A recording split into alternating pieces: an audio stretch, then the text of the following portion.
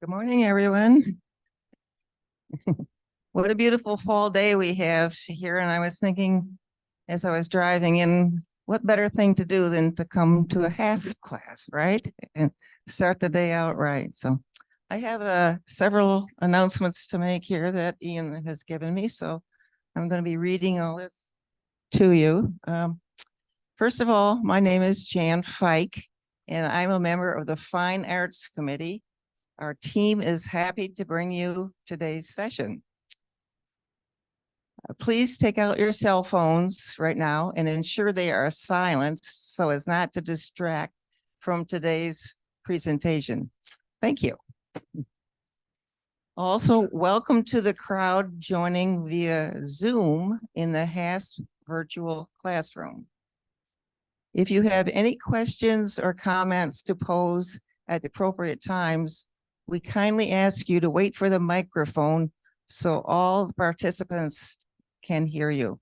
And I'm going to be sitting in the back there, so just raise your hand and I'll be able to see whenever you raise your hand, and I'll come with a microphone to you. One way you can give back to HASP is to share your personal and professional experience as the presenter of a course. Anybody interested? Do you have a great idea but need some help building your course? Has uncertainty about your visual aid kept you from the front of the classroom? Join HASP members Dave Couch and Susan Couch as they introduce Microsoft PowerPoint and provide you tips and tricks for an engaging presentation. This event will be hosted next Monday, October 23 at 9:30 in room 237 of the Martha Miller Center on the campus of Hope. Learn how to insert images and text, create title and context slides, use templates for easy slide design. Please see Amy or Ian after class today to sign up for this PowerPointers tips and tricks for your next presentation.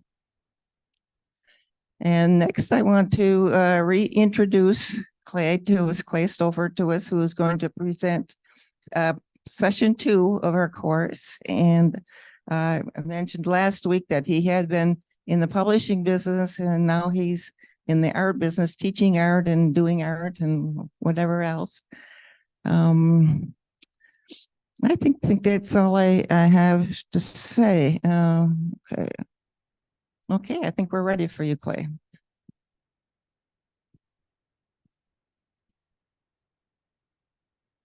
Thank you, Jan. Can everybody hear me okay? Okay, good. Well, first of all, thank you for coming back. I'm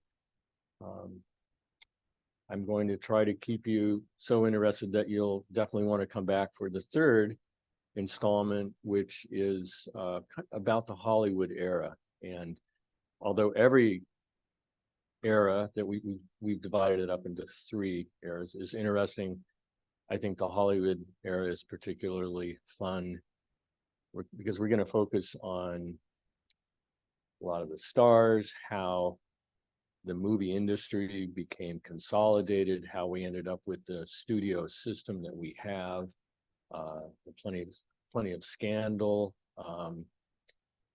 Not that that's always good, but it's always interesting. And before we go ahead, a gentleman had asked last week about how many, I think the question was how many European, we know that about 75% or more of American silent films were lost. And so I just wanted to double check on the European, whether that was any difference over there. And I saw a statistic from Deutsche Kinematic, and I believe the figure is 80%. So comparable loss of silent film heritage on both sides of the Atlantic, and I guess around the world maybe. So I just want to encourage if you have any questions or comments, please raise your hand right away or let me know. And I got to remember to work through Jan on that. I'm sometimes forget that, but I think a lot of our most interesting discussions and points come up when they're generated from you folks. So just want to encourage you to do that. Okay, well, we ended up last week with kind of in the nick of time with The Great Train Robbery by Edwin S. Porter. It was a real hit film, and we're going to kind of pick up there that anytime you try to divide something into historical eras, you're going to end up making some kind of invidious distinctions, and so our general period is going to be 1908 to 1920, roughly. I mean, the Nickelodeon era is considered to have started in 1905, but we're going to kind of fudge around that. So don't hold me fast to this these dates, but it's sort of a general period of time. The slide here is from Quo Vadis by Enrico Guazzoni, a great Italian director from 1913. And this was, the European feature films are very influential. We'll go into that in a little while. But as you can see, there was a cast of thousands, or certainly hundreds, and American audiences grew to really love these spectacle films.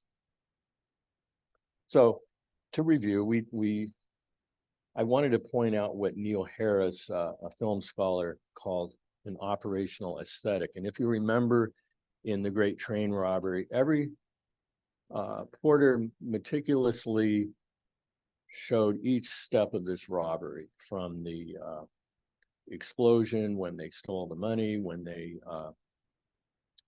stopped the train, they disconnected the rest of the train from the engine, pulled all the passengers off the train, so forth and so on. It was sort of a template for a lot of heist films since then, when you think about it. And so this genre really got started very early. In fact,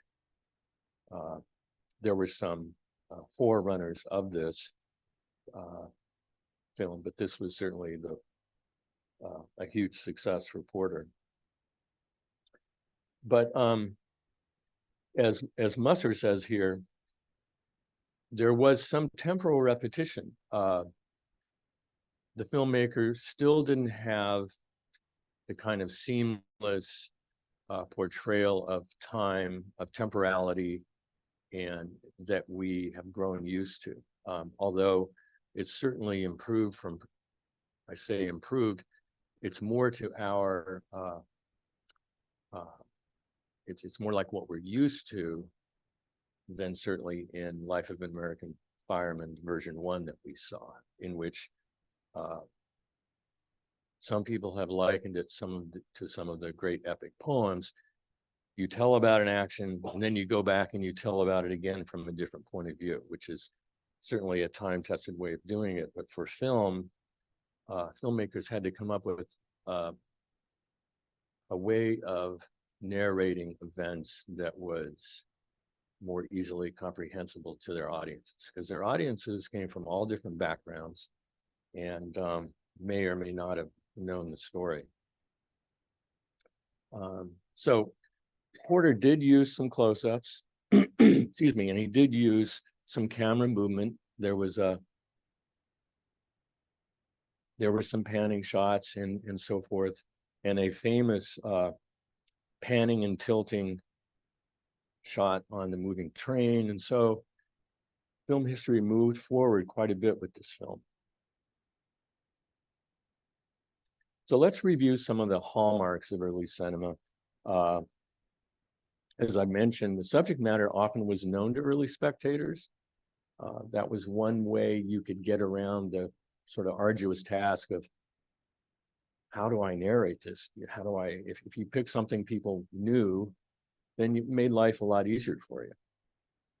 I probably haven't talked enough about intertitles and sound effects and some of the things that presenters, film exhibitors did to help audiences keep up with the narrative. They often would have lecturers talking through what was going on, and we saw in the Méliès film that often a narrator would say, okay, here are the scientists, here they're getting into the capsule, blah, blah, blah. Sound effects were important, and some presenters actually added actors behind the screen to give an illusion of, to enhance the illusion that things were, that this was a real spectacle that you were seeing. And of course, piano, organ, other sound effects. And then starting about 1903, intertitles, which we kind of routinely associate with silent film. But despite all these efforts, spectators were often left confused because the story was either unfamiliar or not told in a way that was comprehensible. The mode of representation was presentational and frontal. That is, only as we move into this so-called era of narrative integration do filmmakers start using more shots from more angles, so-called scene dissection or scene analysis. And of course, nowadays we're used to the director showing us the optimal point of view at any given time, where shots are often extremely short. And this was something that had to grow, that had to be developed. Meanwhile, though, this presentational style, rooted as it was in traditional visual arts, we do get very interesting compositions. And so anytime you see that frame, a good filmmaker like Porter or certainly Griffith will compose within that scene. And so that was something that, of course, they understood, because there was a whole Beaux-Arts history that they could draw on. Different levels of representing reality. You can see in some early films, it's pretty clear that the sets were painted, that the furniture was, painted, that things were, sets were borrowed from the stage kind of approach, which is certainly fair enough, but already viewers want a level of illusion that theater doesn't really offer. And this is sort of one of the differences between the stage and the screen. And as we discussed early on, spectators could not assume that a story would unfold in chronological order. So they were kind of left at sea sometimes. One of the really important things that happened, I'm going to move forward temporarily to this slide, is that early on, you had producers of films, Edison, and in West Orange, New Jersey, and the Black Maria studio. You had the audiences in the Nickelodeon or wherever they might have been. And then in the middle, you had exhibitors and distributors. And over time, you still had producers, you still had spectators, but the distribution and the presentation of the film it's sort of merged over time.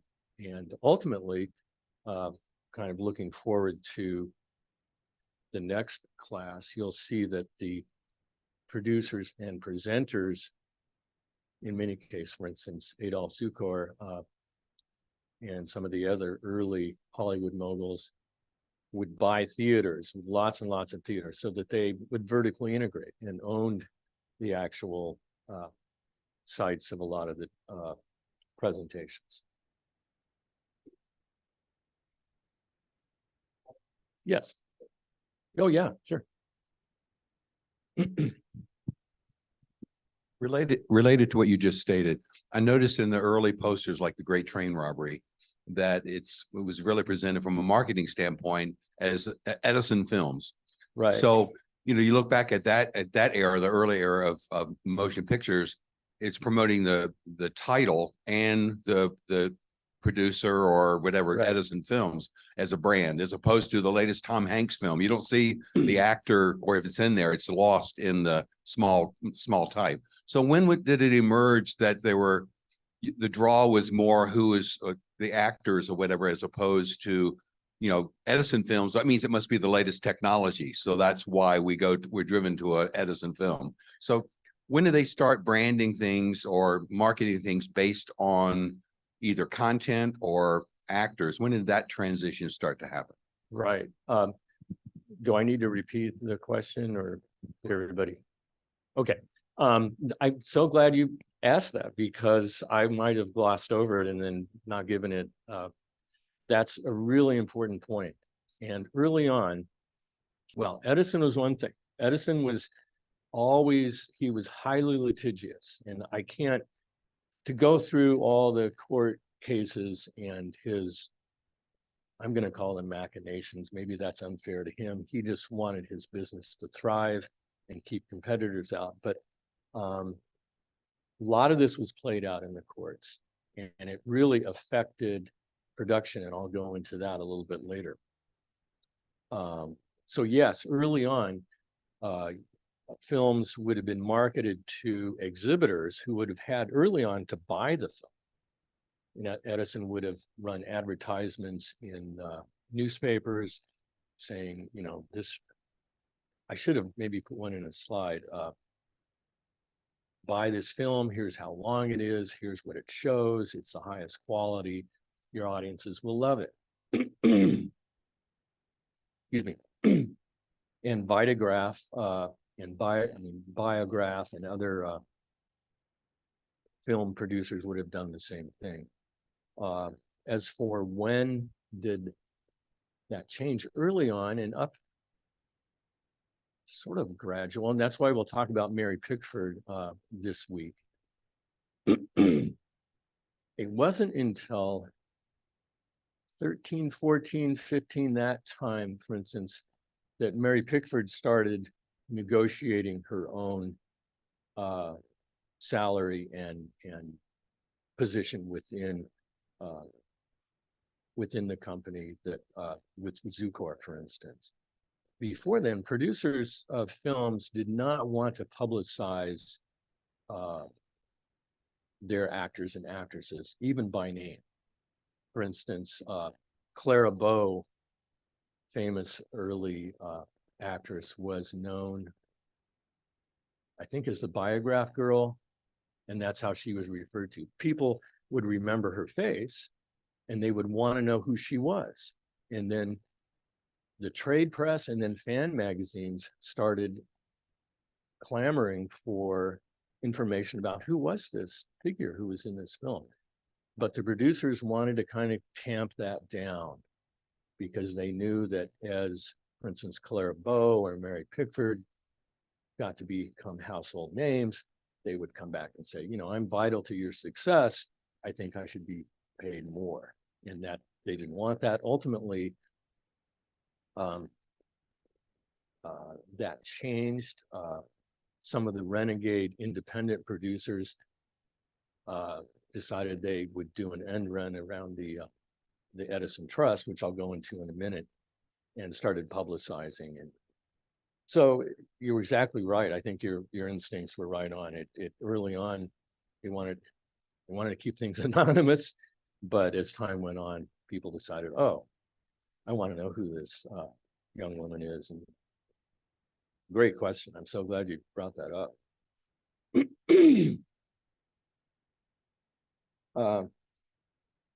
Yeah, so a gradual shift in editorial responsibility, that is, the early programs, 1903, 1904, 5, up 6, as time, that period, you would have short films.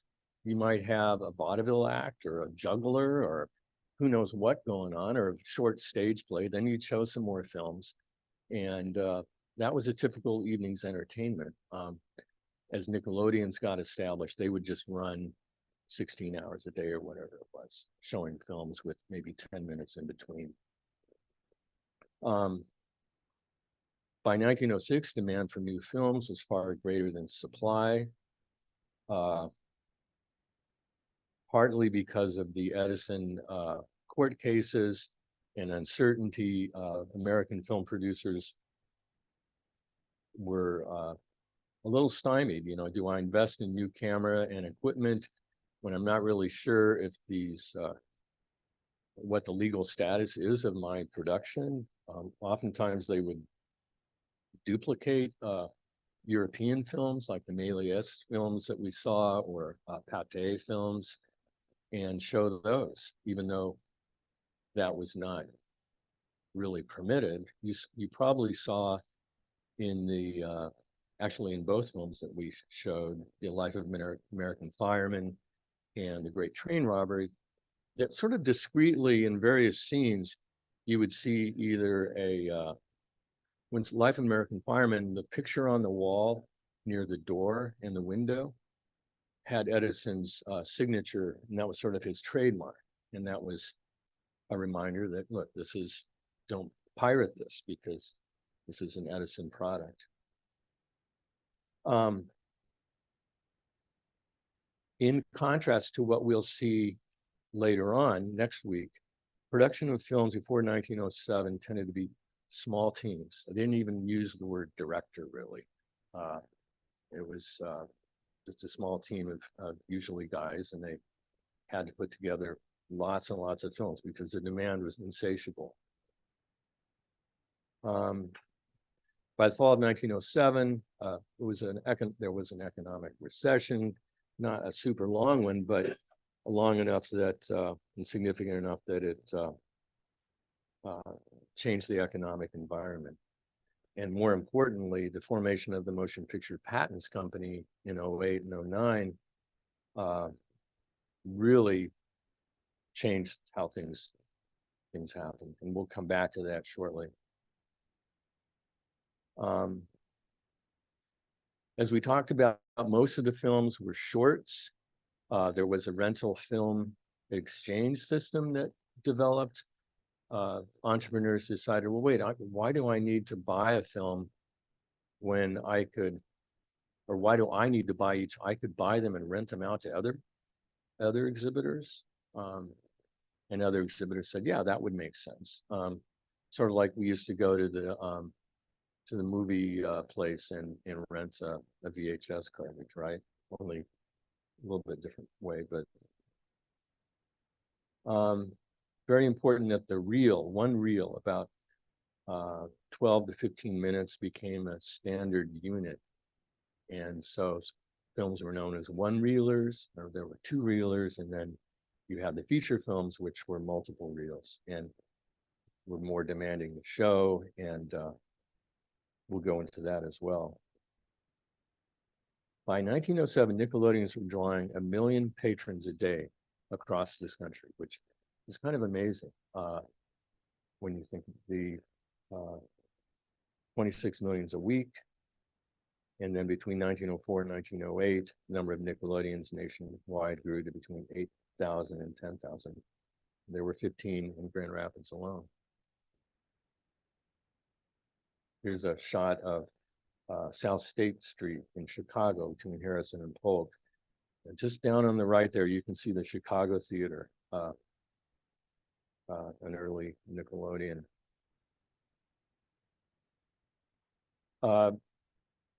As I did refer to in the title, silent films were anything but silent normally.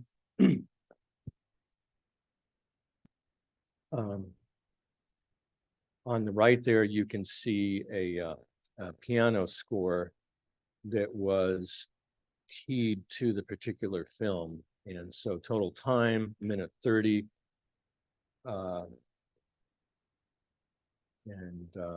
So that the pianist kind of had a sense of how fast am I supposed to play this? How much time do I have? And of course, the scores to these films were sold, and if you really liked a particular one, you could go buy it as sheet music. So let's kind of look at the Nickelodeon era itself. We talked about actualities and fire engines and people leaving factories and so forth. That was fine, and people enjoyed the spectacle, but turns out what people really wanted were stories. So the popularity of story films surged. There were still a lot of actualities type films in the pipeline and being circulated, but gradually the production of story films exceeded the production of those films, and they just more or less supplanted over time the actualities type spectacle films. Projector sales boomed. As we'll see next week, the film business did not have a good reputation among the, I'm going to say the bourgeoisie, the middle class and the upper classes. This was something that sort of had a faint odor about it that was off. People, it was not a respectable business. Early on, you wouldn't say, oh, it was, we could make some jokes about it, but despite that, there was a lot of money to be made. As you can see, there was a huge amount of growth. And if you could get a projector, get a storefront, get some films, advertise, you could show these films most of the day, and you could make some money. And for people who were interested and hungry and eager to make their way in American society, this was a good way to do it. As people could see, this was growing. Partially because, as I mentioned, the Edison legal battles, foreign producers kind of made up the difference in what American producers were not able to supply.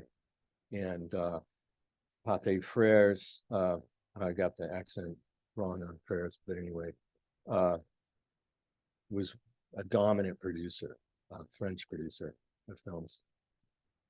As I say there, 1907 alone, 1/3 of films released in the United States were American made, and then Pathé alone accounted for more than a third.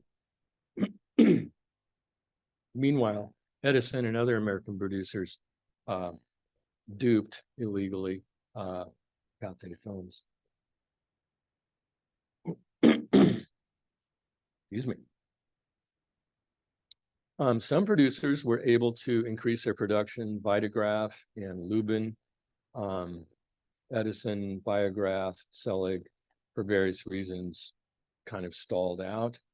Edison's patent infringement lawsuits created uncertainty among producers, which deterred new investment in plant and equipment. It's the legal. I don't think it would make a very interesting presentation to go into all the legal battles. I think what we need to know is that it was uncertain. Things were being played out, and people just didn't feel comfortable making investments if you weren't sure about the outcome. And as I mentioned, 26 people a week, 26 million people a week went to the movies. One of the things I want to kind of go back to as a theme is that this period saw women emerge as a really potent economic force. Not, excuse me. Sorry about that. They were making a lot of the consumer buying decisions in their households, and never mind, throw it down. Breaking your drums.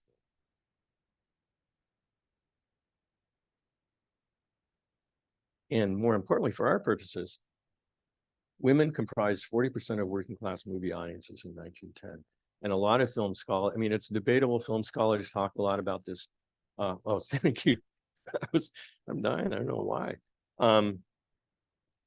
Talk about how big a role women played. Miriam Hansen, a really gifted film scholar, she unfortunately passed away a few years ago, talks a lot about women and the role they played in very early films, even some of the early fights that were filmed and then shown, presented across the USA. And she points out, and this is a contention she makes, that women in particular would go to these movie presentations of like the Corbett Fitzsimmons fight, which you wouldn't necessarily think that would happen, but it did. And it was sort of a forerunner of women audiences infatuation with Rudolph Valentino, for instance, very important. And we'll talk about him in next week's presentation. But women were very important to this new medium of communication and expression. And also kids, I say kids, young people, boys and girls. And this was controversial. This is very, especially since a lot of these folks were children of immigrants, which kind of had a tough role. It was kind of a tough time, I guess, as it always is for new immigrants. How do you fit into a new country, and how do you make your way? And I want to just, I don't consider it a digression, but I just want to talk a little bit about this issue. I'm going to quote from Strangers in the Land, Patterns of American Nativism, well-regarded work on immigration in this country. All through the progressive era, the human tide rolled in from crowded Europe. From a low point in 1897, the current ascended to its zenith in 1907, and then fluctuated at a level above 650,000 a year until the outbreak of the First World War. So huge immigration made our country stronger. I think we would all agree with that. Immigrants tended to stay in urban areas for various reasons. Rather, I mean, that's not a hard and fast rule. We can think of lots of examples of enclaves out in the Middle West, but with this wave in particular, there was partially because they came from the Southern and Eastern Europe. Previous waves of immigration had come from Northwest Europe primarily, and there was a reaction to this. States, religious reactions. Most of the immigrants at this era were Catholics and Jews, which Protestants maybe didn't mix that well with. States began to outlaw unnaturalized foreigners from various white-collar jobs. In New York, they were not permitted to be attorneys. In Michigan, we actually wouldn't let them be barbers, interestingly. I didn't follow that up to find if that's still on the books. Private detectives, CPAs. Anyway, you can see immigration was, as it is now, extremely controversial. And when you combine the development of modern film into the mix, it made for a volatile mixture. In 1910, an estimated 75% of New York City's population consisted of immigrants and first-generation Americans. So it was a heady time, and I think it's something that we need to keep in mind. All right. So the reaction to this, particularly in Chicago and New York, was that the local political officials decided to crack down on these movie houses. And as I say, it just had an unsavory air about it to some folks who were more establishment, as we say nowadays, and came from a different class of household. Chicago Tribune launched a campaign in 1907, ostensibly to protect children from these movies. They weren't really sure what these movies were telling young people and so forth. And in response, a police censorship board was formed. It's really an interesting thing if you want to look into it. And I think I have something in the bibliography about that. So if anybody's interested, I can make more copies of that. Yeah, so Chicago had a police censorship board with a police censor who later on turned out to be corrupt. He and his friends would watch the films and look out for the best parts, and then it was just kind of a mess. In New York City, Mayor McClellan attempts to close the Nickelodeons. The New York State Board of Censorship first meets in 1909, and that's the forerunner of the National Board of Review, which kept operating for decades after that, a long time. And certain states, Kansas, Pennsylvania, Ohio, Maryland, and Virginia, established censorship boards. People were really worried, what was going on in these films, and we're losing control here. And as I won't read this whole thing, but film makers, film producers had different reactions. One was self-censorship. Another approach was to support some of these efforts in order to sort of forestall any hard-handed action. So we talked about immigration and urbanization. A wonderful quote from Charles Musser: "With the advent of the Nickelodeons, moving pictures became a democratic art."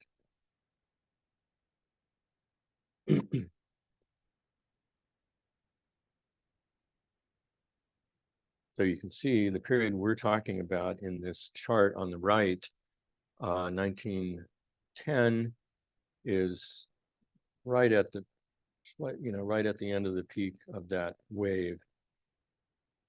And then in the teens, you started to see restrictions on immigration on a national level, and the conflagration of World War I, which really, for obvious reasons, slowed everything down.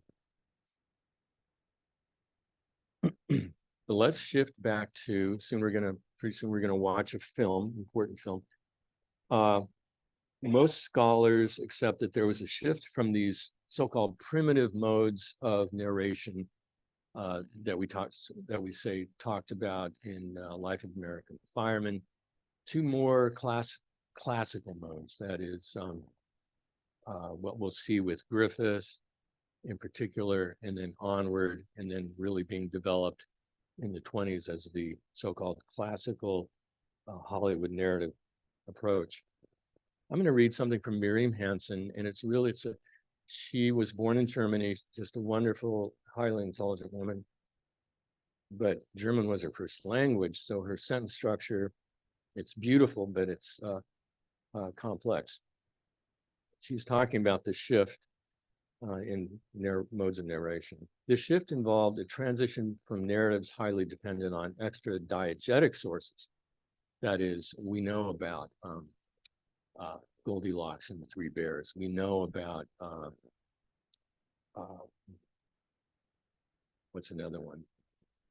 Peter and the Wolf. We know about these fairy tales, or whatever they might happen to be. Audience foreknowledge of the story,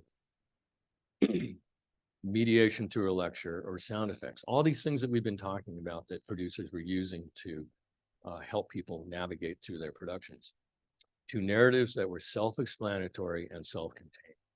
And this was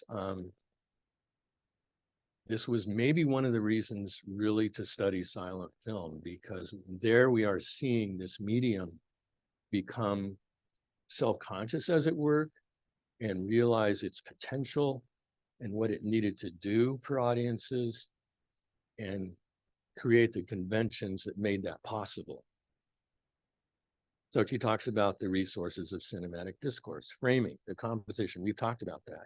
And early films had a pretty good sense of that. I mean, classical Beaux-Arts compositional principles were, everybody sort of knew about that. Editing, however, the manner in which shots are arranged was very important because early on, producers were still thinking of films in terms of scenes, as if it were a play. In fact, they called them photoplays. That was a common term for motion pictures. So the manner in which shots are arranged became more and more and more important. And then what we call the very sophisticated sounding French phrase, mise en scène, everything, the positioning of the actors, the set, the locale, the props filling that set or locale, the lighting of the set, and the composition of the shot. It's everything that the filmmaker has at his or her disposal was mise en scène. And they learned that between editing and the mise en scène, we can do everything we need to do, and there's a unlimited possibility here. So the objective was clarity, as it is in any good work of art. Well, I guess that's debated, but I'm going to stand with that.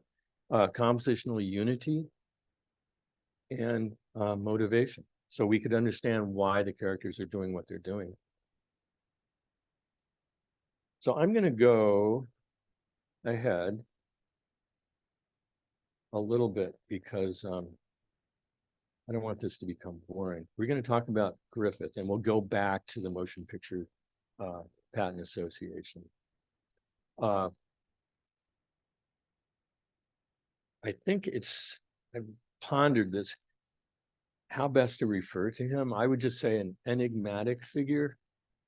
We're not going to talk really directly about his two most famous films, just because we could do a 3-part course on or more on those. But he did many, many more films, and more than 451 and 2 reel films for Biograph alone. So his output was tremendous. He was born in 1875 in rural Kentucky near the Indiana border. And his family was adversely affected by the Civil War Reconstruction, the outcome of the Civil War.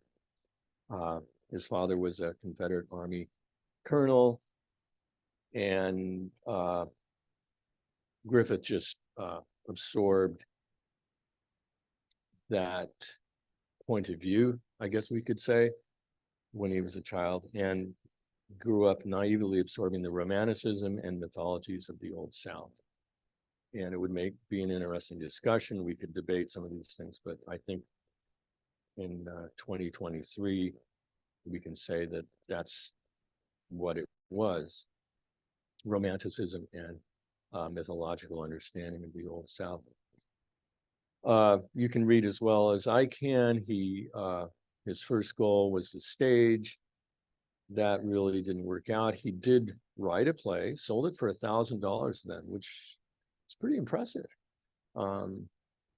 The play was panned and closed soon after.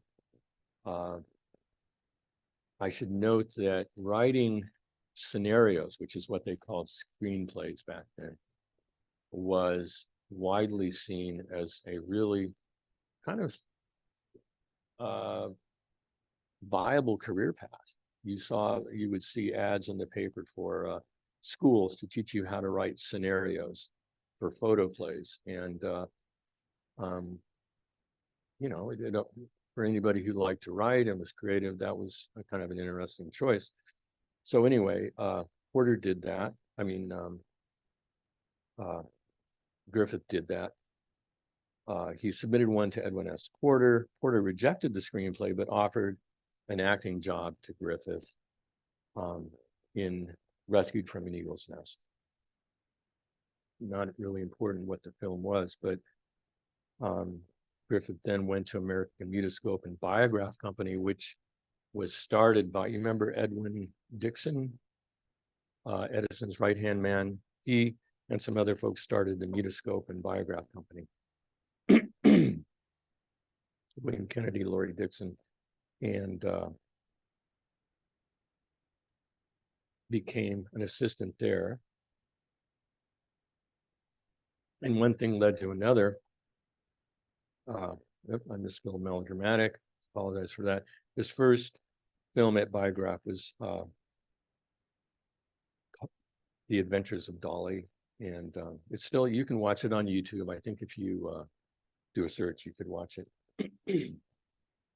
And then over the next 5 years, he did more than 450 one and two reelers, as I noted.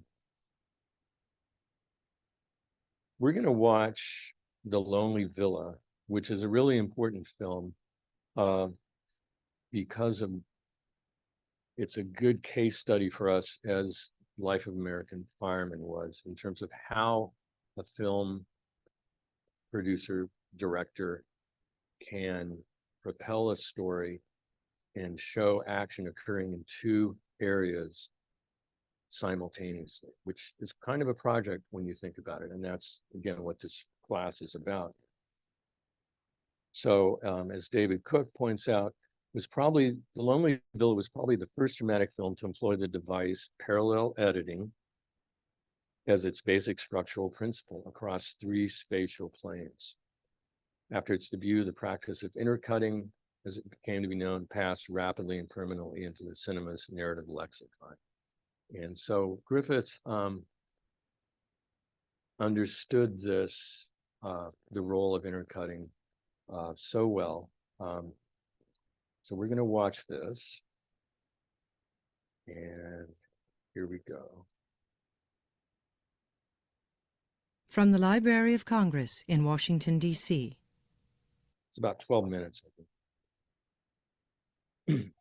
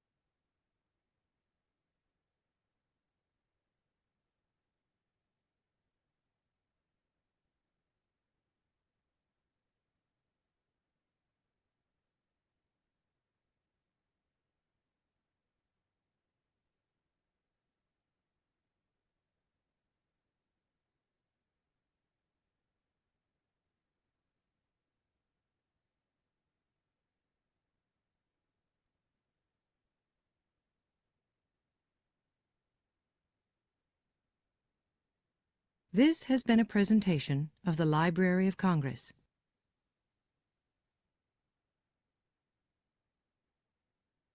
Well, quite a film, isn't it? For 12 minutes. Any thoughts after you've watched it? Anything you care to share? Anything that you noticed about the film? Yes. I don't know if we need sorry. I thought it was interesting that the ladies that had Gypsy Queen and the dancer was probably the local prostitutes, Yeah, which was a common thing at that time. yeah, that's an interesting point. And I might add that The Adventures of Dolly, Griffith's first film, included, and it's seen as very bigoted, perhaps racist. The kidnappers are gypsies, and I know that's not a good term to use, but already you can see that although they do help in this case,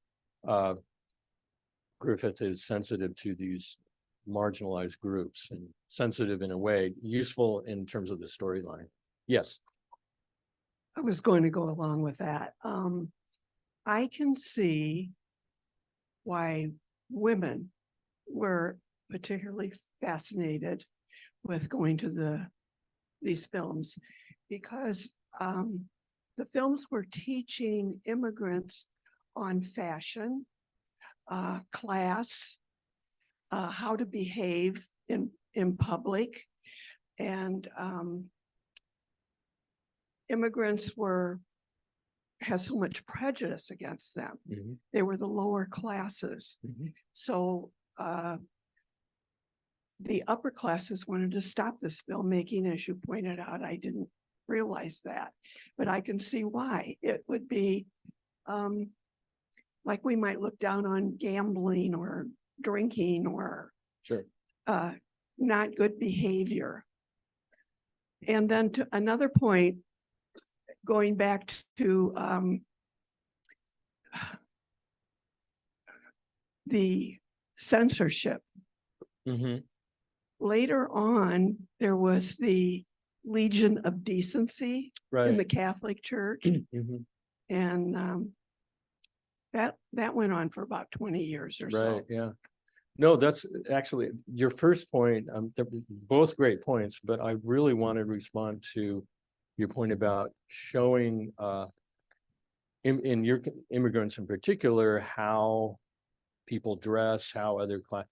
This was tremendously important, and Miriam Hansen in particular is one scholar who really develops this, because it was what we can see here is the beginning of a development of a consumer class. We will see that it will really come out next week with Hollywood, and when the stars are out in Hollywood living in their mansions, they were sort of demonstrating how people live well, and doesn't seem to have created a lot of resentment so much as people were just, as you say, interested in it. Right, exactly. Yes. Great points. You were commenting earlier about the fact that they were, before all of the films, there was the whole Beaux-Arts and the whole looking at art and looking at how things were set up in a picture.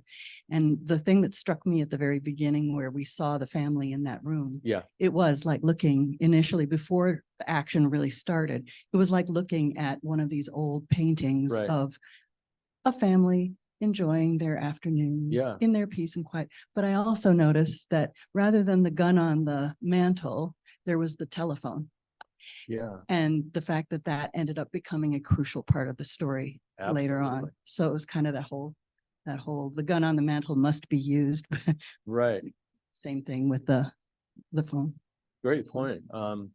This was actually as I note here, a remake of a Pathé film from 3 years earlier called Terrible Angoisse, based on a 1901 Grand Guignol play, Au Téléphone. So you're absolutely spot on. The telephone is a really important element in this. It's new, it's like film, it's a new relatively new technology. Obviously, phones have been around for a couple of decades, but not everybody had a phone. You had to be I think you had to be well off to have a phone. And it's an important, essential element. And to pick up on what you were saying also, when the kind of shiftless guy comes in, one of the robbers, how he is over near the door, leaning against the door, set apart by the desk between the family.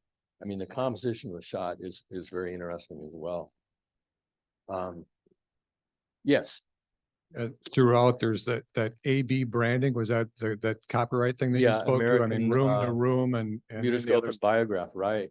Right. Right. That was just what you did back then. And I think ostensibly if you tried to duplicate the film, you would duplicate. It's like a watermark is what it is. Yeah, it's like a product placement. Yeah, like you have exactly. today. Reminding people, hey, this is this brand of film. And in fact, people would talk about it and they'd say, yeah, I really love biograph films. I'm going to go see, there's one, and they might not even know what it was about, but the fact that it was a biograph or an Edison. Yes.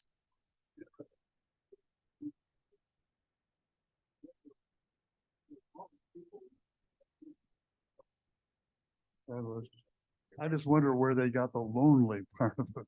Yeah, I think it was to reinforce the idea that it was isolated and there was some vulnerability from being that isolated. Yeah, it's a good point. Okay. The lonely villa means something's gonna happen there, right?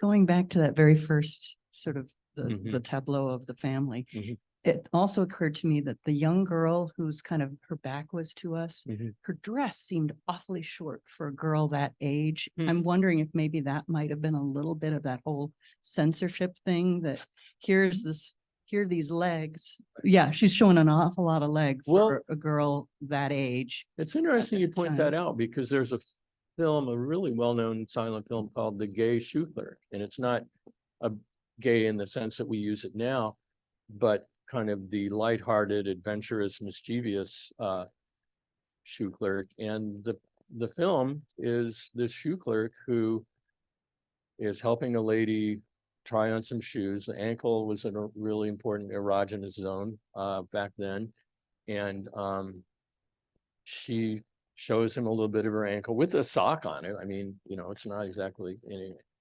that thrilling. And they end up kissing. And the woman who is accompanying this woman who's trying on shoes starts hitting the shoe clerk with her umbrella and beating him up. So it's a neat film. I think you can watch it on YouTube. The Gay Shoe Clerk is 1902 or 3. I think it's a Porter film, but Edison Porter film. Yeah. So you're absolutely right. Every little detail is important. Nothing, particularly with Griffith. And I'm not a big fan of his in the sense that we won't go there, but the films often are, the details are very important. I hope you all sensed and noticed that when the father got to the hotel or the whatever it was there, that inn, and then talked to his wife on the phone, that the intercuts got shorter, that he would cut to that and it would be pretty short, and then he'd cut back to him, and back to, and then the tempo increased to increase that sense. It's as in a piece of music, for instance, you would increase the tension that way. And I don't know, I loved the guy with the pipe just kind of watching, because he's sort of a stand-in for us, right? And he's listening to what's going on, and then another guy comes up and he's looking at and then also you could kind of get two things done in this movie too, right? I mean, you have a chase film within a film, and the chase film was its own kind of genre. I mean, early on, there would just be entire films of chases. Because when you think about it, a chase has this teleology about it. It's, you know what it's about. It's somebody chasing somebody. I mean, you don't need a lot of explanation. And it's a very compelling thing. Who's going to win, right? I mean, that's sort of built into a chase. So all these things come into play. Well, really good points. This is a 52 shot film, as we see there, which was a lot of shot for a one reel film back in the day. So From the I am actually going to move forward and not talk a lot about the MPPC unless we have time to do it, because there's some more film that I want us to watch, and I don't want you listening so much to me as watching film. Around 1912, with the importation of a film called Queen Elizabeth, American audiences were exposed to elaborate feature films. And these were films that were longer. Sorry about the sentence there, which runs off the slide. When I imported this into, I did it in Keynote, imported it into PowerPoint, some weird things happened. Multiple reel films, among other things, made motion pictures respectable for the middle class audience. They were seen as better, higher class. So this was a complete game changer, and it really left the Motion Picture Patents Association flat-footed, because one of the stipulations in the Edison Trust was that you only would distribute, the members of the trust could only distribute one reel films. And so when audiences still clearly started to prefer longer, bigger productions, this left the trust flat-footed, and exhibitors were saying, well, wait a minute, we can make more money off showing a feature. We can charge more. We only have to buy one film, or rent one film, I should say. And so it was the beginning of the end for the MP Patent Association, Motion Picture Patent Association. Here's a bar chart on silent films, feature films by year. Starts in 1912. I don't expect you to necessarily read that. It's kind of small print. 1913 by 1914, we start to see, and we reach a peak in 1917. And I think what happens is production in general starts to drop off, because films are getting longer and producers just can't pump out the short films the way they were. I don't expect you to navigate this chart. It's a little too detailed, but you can see the point of this chart is that early on in filmmaking, so-called moral experimentation films, in which characters are presented with a dilemma and choose an outcome that is conventionally Victorian, those decline over time, and films in which there's moral experimentation, a quandary, a dilemma, and the character chooses a different way of resolving it, increase, indicating a change in societal attitudes. I probably should have developed this a little bit more to make it a little more easy to read, but it became a dominant plot type. And this fits in perfectly with our understanding of modernism, right? As life becomes more complicated, people have a lot more choices. People have a lot more difficulties getting along. It's not life in a little village anymore. It's life in New York City, perhaps, or Chicago, or Pittsburgh. I want to play just a little bit of the Italian 9-reel film. which after Queen Elizabeth this was a huge hit. And I guess it was the forerunner of the Sandals and Sand type films that were popular in the 50s and 60s. Play a little bit of this, and then I do want to play quite a bit of Mary Pickford in Stella Maris, because not only is it a beautiful film, she plays two roles in the film, and it's really, and you can watch that on, if you want to watch the whole thing, on YouTube.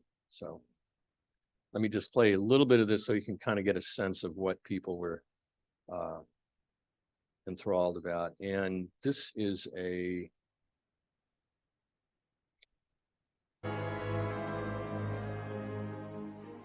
some of the subtitles are in Portuguese. I'm not really sure.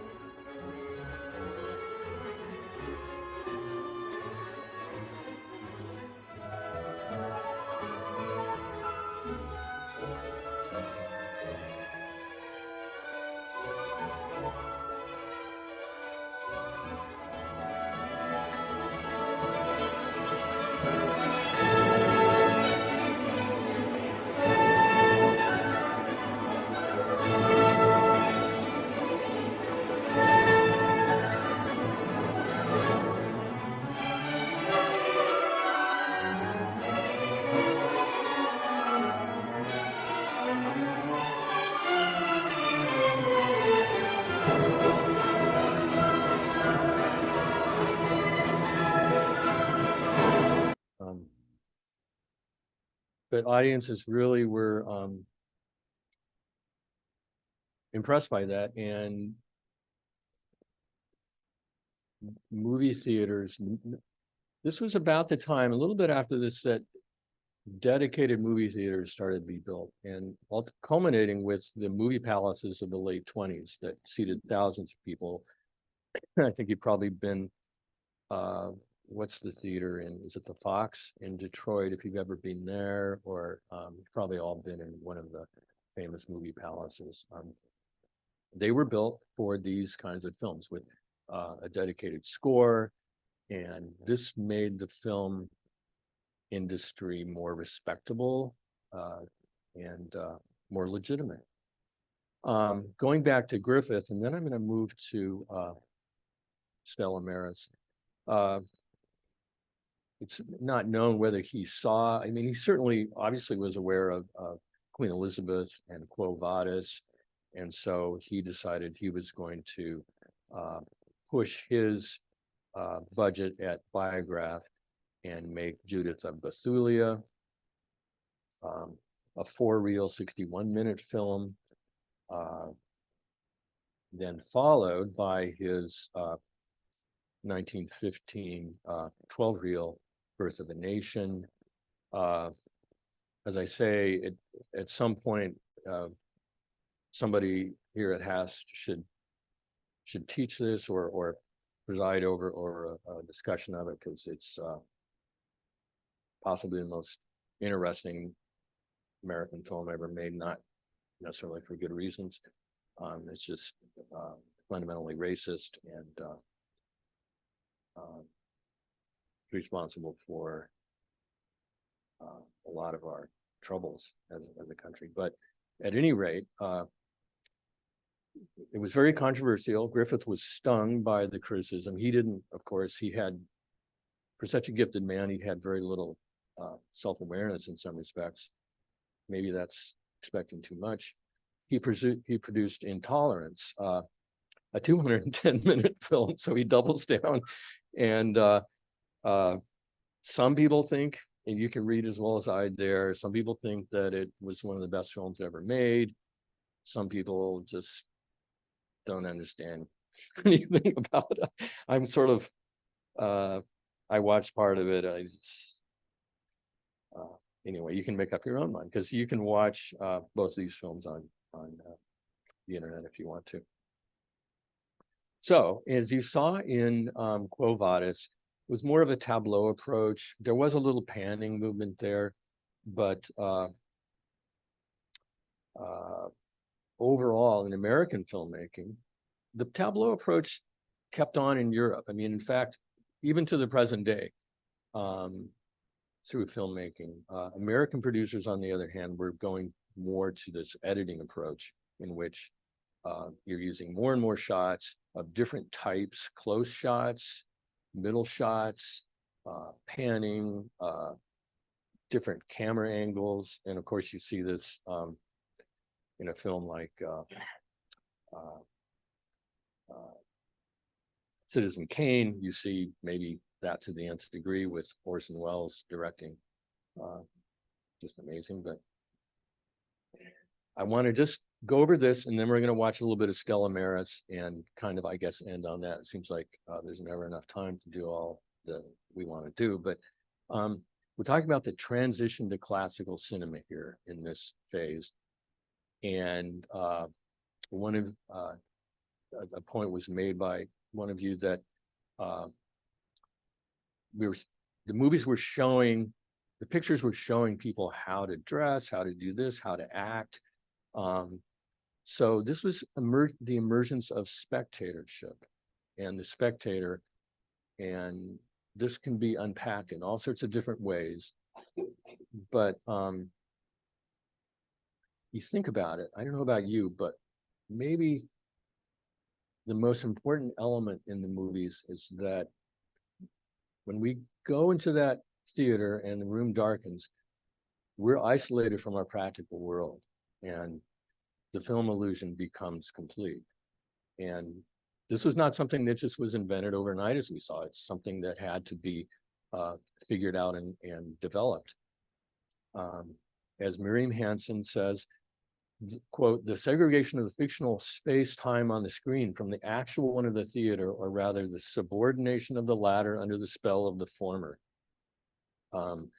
This is the essence of this transition to the classical Hollywood approach. So then from about 1909 on, exhibitors were to streamline their shows in the interest of totality of effects.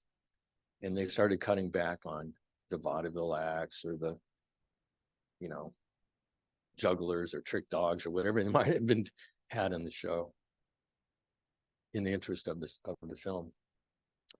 We will talk more about some of this stuff. I really want to talk about the 1915 decision, Mutual Film Corp versus Ohio Industrial Commission. This decided the fate of the movies in America, and basically meant that movies were entertainment. And it's one of the reasons we don't have a robust a wide tradition. There have always been documentaries, but of regarding film as a communications medium, the way we look at, say, newspapers or the written word, is because the court decided that they weren't. And it'd be interesting to talk about this. I think what I'll do is next week talk more about Lois Weber, because I wanted to talk about notable women filmmakers. Some of you may have seen Where Are My Children, which I had here and was going to watch. Very interesting film, talks about birth control and abortion, and in ways that perhaps we haven't come as far as we think we have. She was very daring to do this, if quite didactic, but nevertheless, she was revolutionary. Starting next week, so I hope you'll all come back. We're going to talk about the stars, which is always fun, and we'll talk about the Hollywood studio system. Let's watch a little bit of Stella Maris, and we'll end up that way. And next week we'll pick up and talk about the move to Hollywood and how that affected things. A little bit of editing on my part. Sorry about that.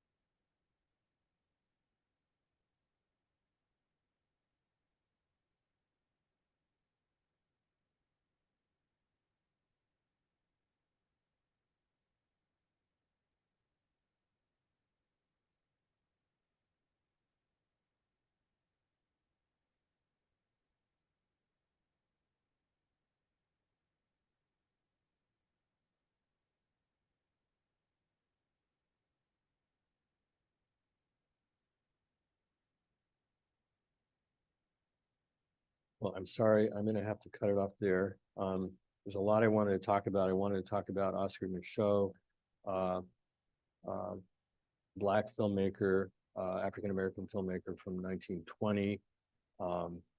So what we'll do is we'll pick up. That's the great thing about doing it in 3.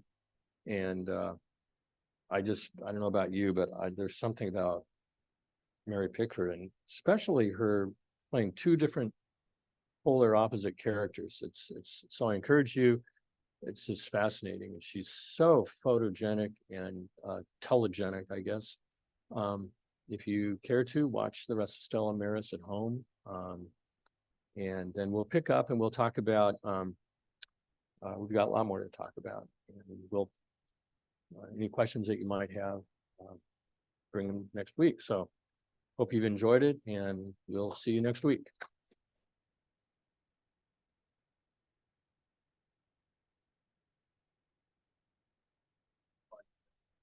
Good, good.